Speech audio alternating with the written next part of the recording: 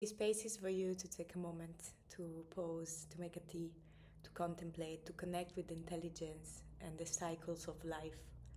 Life is animated, life is alive. And we're gonna contemplate and look into the stories of the moon and the stories of the astrology from the Vedic perspective, Jyotish.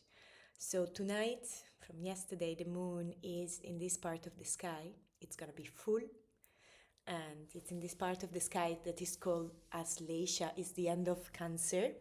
Even if Cancer is considered a soft sign, actually this part of Cancer is very intense and it's getting closer to Leo, and so the fire element is getting closer to the water, and can create a smoky space. When someone has the moon in his natal chart at the end of Cancer, we need to support the moon because there is a smoke there, and so it can be confusing. So Aslesha, it's intense. It's an amazing nakshatra as all of them. And its intensity can be seen in the symbol and the devas, the luminous aspect associated with this part of the sky, which are the nagas. So the nagas, they're serpent, the kundalini serpent, and for who knows a little bit about India, the Naga Baba, the one that are devoted to the snake, are living a very intense life, naked, detached, ascetic, skin to skin with life. And Aslesha has this siddhi, this superpower of transform poison into nectar, and is the path of the alchemist. So there is no obstacle in life. Whatever it is there for us to discover, transmute, transform, and there is no gold without passing through the fire. This is the understanding of the alchemist. So the intensity of life, even like when the energy of Aslesha is very alive, there is a certain of searching for intensity, because it's like, give me the intensity, I will swallow and transform it into nectar for the collective, for all my entire lineage. It's quite a mystic space, it's quite a mystic energy, and it really, for me, remember again and again that we are all interconnected, we are in one intelligent field, and there is not real possibility to hide things. Things has to be spoken or has to be digested. And when we don't speak, especially in the family, and we don't speak the truth, someone has to go through feeling it and digesting it. And this is the capacity of Aslesha power, the capacity to feel, and this is Cancer, the capacity to stay present in the intensity, do not collapse in the intensity. So the nervous system is not collapsing, but it remain present. And so whatever has to be moved, whatever is the poison, it can be alchemized, it can be felt, it can be transmute, and it can be liberated. And this is the beautiful process and the beautiful medicine of the somatic work, the shadow work. With the point is, we don't need to bypass the intensity, we don't need to bypass things, but we sit with it, we stand with it, and we allow it to pass through, and allow the intelligence of the field and the body to alchemize it. And so this full moon, it can brings up old things that require us to be alchemized. And the Aslesha nakshatra, when it's your ascendant is there, it give you this powerful gaze, and the gaze is really able to transmute. But on the other side, his ability to penetrate and transmute and alchemize can become manipulation. So this energy can also be in his low frequency, like getting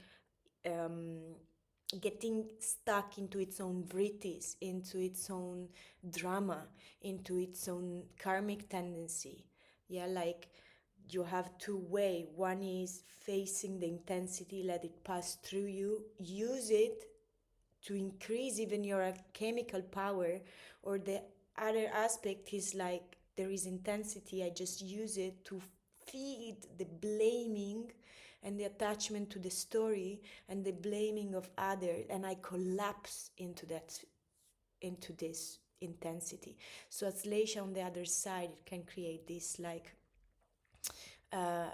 dramatic approach on your own life, to be spiraling inside of your vritties, inside of your karmic loop, staying in the victim state, staying in blaming other, staying in like I was living alone, no one was there for helping me, this is unfair, and keep feeding this story like that.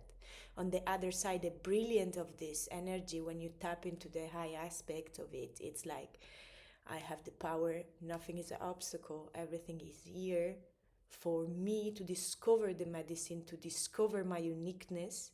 It's all organized in a certain way. And even was not fair, even I can feel the anger for that, even I can feel the grief for that, but I bring those parts of me, I give dignity to those parts of me, and at the same time I go through the intensity, and I let my power to and my capacity to stand in the intensity and to not collapse. So we can also see the world is going through intensity, is going through a readjustment. So do we collapse and start to blame everything, and we collapse in this intensity, or we stay together, we stay in our power, and we rise through it? We find the medicine through it. We transmute the poison into the medicine. The light is coming from the sun, that in Shravana is in a part of Capricorn that is silence. It's like no speak, but go back to the ability to listen. So it can really come up in these days, like intensity, and like you are facing part of you, outside or inside, that they carry poison for you. They poison your mind, they poison your energy, they're taking life away. They are life taker. And then we have the potential, we have the capacity to stay present in those moments and don't collapse in the story that is poisoning us, but we stand, we look into it, we feel through it, and we rise on the other side. And to do that, you don't need to do it alone. Yeah? For what I do, and many other, it can help you in many other way, but what I do is combining the power of the Vedic and Tantric practices to illuminate the mind, to take your frequency up, to give you that strength of the Manipura, to open your heart and feel the interconnectedness and open the empathy and give you power to speak and open your ability to see and your capacity to like see beyond and something bigger. So all this technology to attunement and increase your frequency, we combine it with an emotional somatic work where we look into that shadow, we embrace the story, we look into the story, we allow ourselves to feel the story. And honestly, you will come and experience, when you feel the story, you are in the Aslesha power. In the moment that you feel the story and you do not collapse into your protection, so the system doesn't go into fear and you activate the protection, but you stay in presence, and I'm there with you to stay with you. You stay in your courage, you stay, you open up, you feel, you keep feel, then the transmutation of Aslesha happen. And so you're not alone. I invite you to really like take a moment of silence in these days, to feel something is like crack is there to crack, and it's the end of the year, it's the last full moon, it's like taking the skin out. Yeah, and you can do it because going through your intensity, feeling it instead of bypassing, when you're feeling it, you will find your medicine, and you will be able to see and feel something that only you can do and only you can see. You're not in this alone, and you can definitely do it. You have the power of the nagas through your spine, and you can open your heart and feel.